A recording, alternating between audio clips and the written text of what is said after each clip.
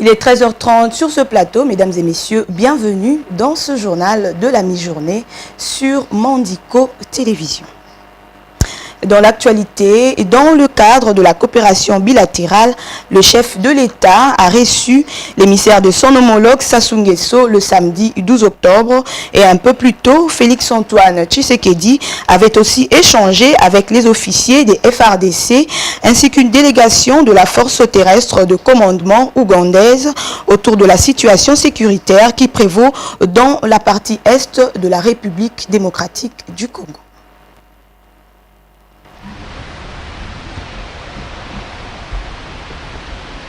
La République démocratique du Congo et la République du Congo sont deux pays frères. Ils entretiennent de bonnes relations de coopération bilatérale. Preuve de cette bonne entente, le déplacement à Kinshasa ce samedi du ministre d'État chargé de l'aménagement du territoire de la République du Congo, Jean-Jacques Bouya, émissaire du président Sassou Nguesso et porteur d'un message particulier adressé au président Félix-Antoine Tshisekedi Tshilombo.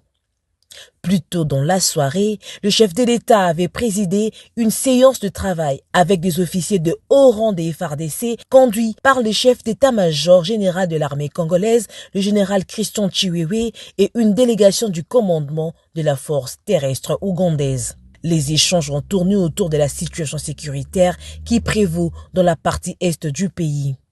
Après avoir suivi le rapport sur les opérations conjointes contre l'activité des ADF dans la province de l'Ituri, le président Félix-Antoine Tshisekedi Tshilombo a donné des instructions claires pour le renforcement de la coopération militaire entre la RDC et l'Ouganda pour éradiquer l'insécurité dans cette région.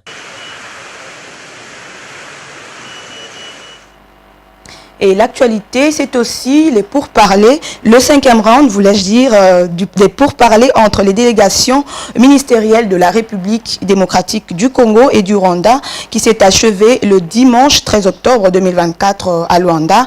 Contrairement aux précédentes sessions, les deux pays semblent avoir accordé leur violon sur la fameuse question de la neutralisation des forces démocratiques pour la libération du Rwanda, FDLR.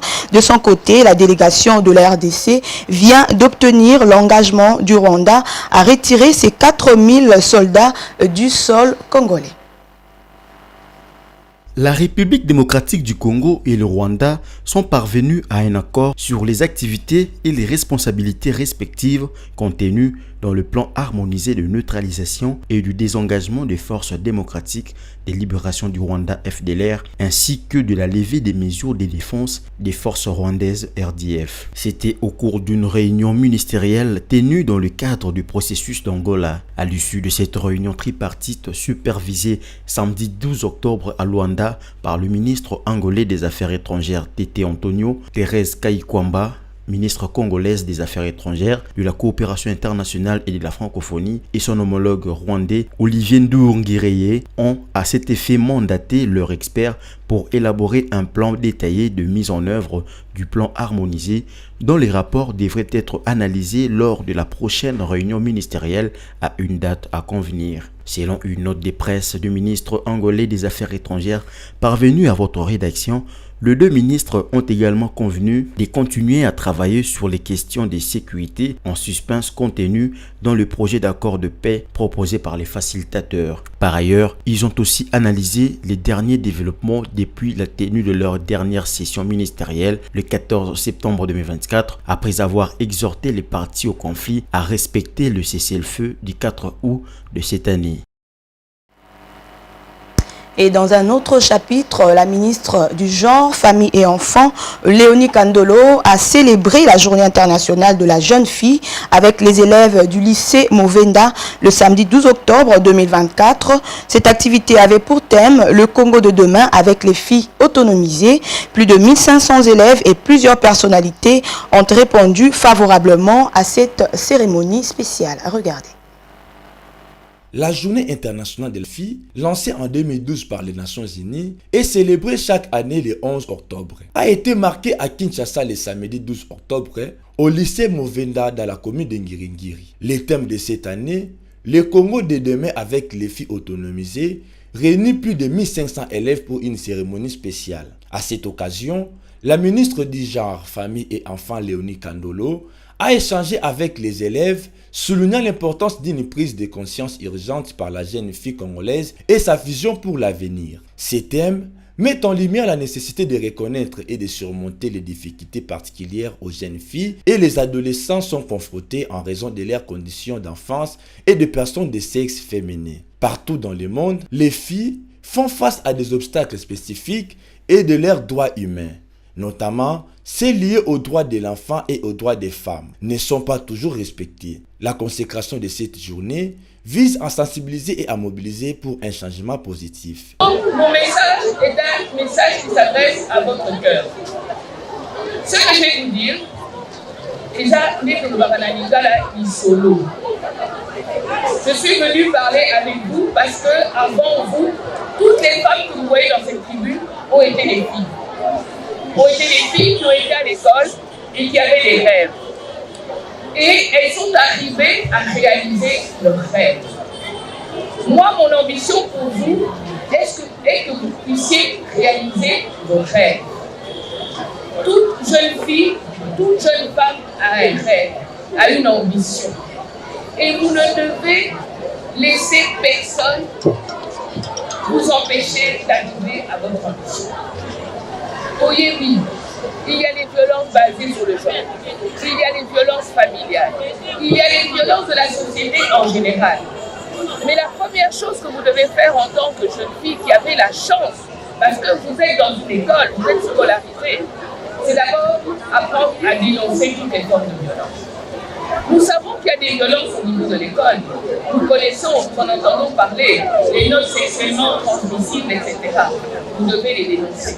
La cérémonie a également vu la participation de plusieurs autorités, dont les représentants adjoints de l'INFPA, la secrétaire générale du ministère du Genre, ainsi que des députés et cadres du ministère.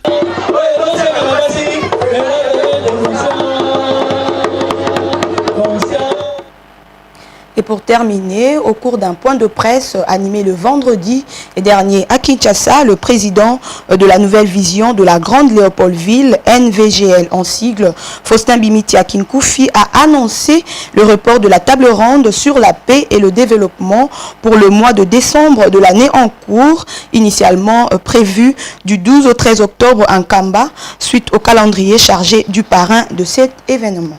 Quant à lui, là. Initialement prévu du 12 au 13 octobre 2024 dans la cité d'Nkamba, province du Congo central, la table ronde sur la paix et le développement dans l'espace Léopoldville est reportée pour le mois de décembre de l'année en cours. Ce report a été annoncé vendredi dernier à Kinshasa par les présidents de la nouvelle vision de la Grande Léopoldville, NVGL, Faustin Bimitia Kinkoufi. Ces changements de date a été motivé suite aux activités commémoratives marquant la mort du prophète Simon Kimbangu Kiangani, fondateur de l'église de Jésus-Christ, par son envoyé spécial sur la terre Simon Kimbangu. En date du 14 septembre 2024, une forte délégation de la nouvelle vision de la Grande Léopoldville, NVGL en sigle, composée de non-kimbanguistes, a été reçue par sa divinité, Papa Simon Kimbangu Kiangani, représentant légal et chef spirituel de l'église kimbanguiste en Kamba, Nouvelle-Jérusalem, pour solliciter son parrainage afin d'organiser la table ronde sur la paix et le développement de l'espace Léopoldville du 12 au 13 octobre 2024 en Kamba.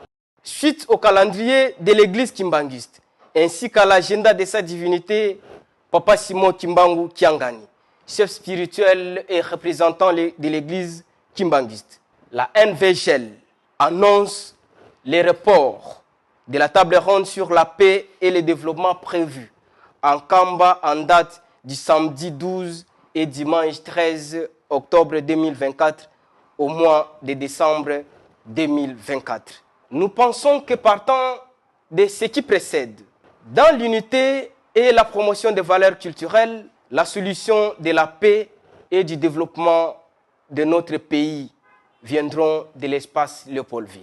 À ce jour, Papa Simon Kimbangu reste la voie inévitable pour le décollage du Congo et de l'Afrique. En guise de rappel, cette table ronde pour la paix et le développement dans l'espace Léopoldville aura pour mission de promouvoir l'unité et le bien vivre ensemble, l'identification des opportunités de développement, valoriser et diffuser les cultures dans sa diversité au sein de l'espace Léopoldville, mais aussi réconcilier les figures emblématiques de l'espace Léopoldville dont Simon Kimbangu, Joseph Kassavubu, Antoine Gizenga, Pierre Moulele et Daniel Konza avec l'histoire contemporaine. Et voilà, fin de ce journal de 13h. Mesdames et messieurs, merci de l'avoir suivi et bonne suite de programme sur Mondico Télévision.